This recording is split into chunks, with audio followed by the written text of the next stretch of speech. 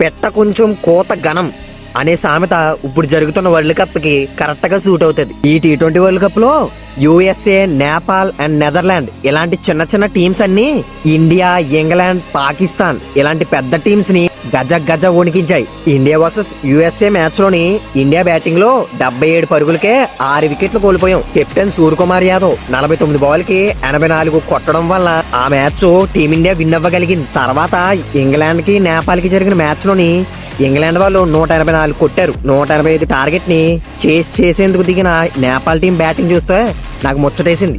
Over కి కేవలం 10 రన్లు మాత్రమే ఛేదించాలి అనే దగ్గరికి తీసుకొచ్చారు. ఆల్మోస్ట్ నెగ్గేస్తారనుకున్నాం, కానీ శామ్ కరణ్ తన ఎక్స్పీరియన్స్ అంతా వాడి 4 పరుగుల తేడాతో ఇంగ్లాండ్ మ్యాచ్ విన్ అవ్వేలా చేశాడు. తర్వాత నెదర్లాండ్ కి, పాకిస్తాన్ కి జరిగిన మ్యాచ్ లోని నెదర్లాండ్ కేవలం 147 పరుగులే చేసింది.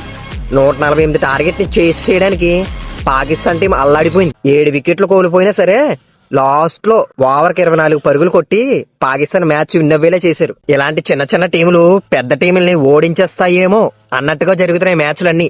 చాలా ఇంట్రెస్టింగ్ ఉన్నాయి, మీరు కూడా చూడండి.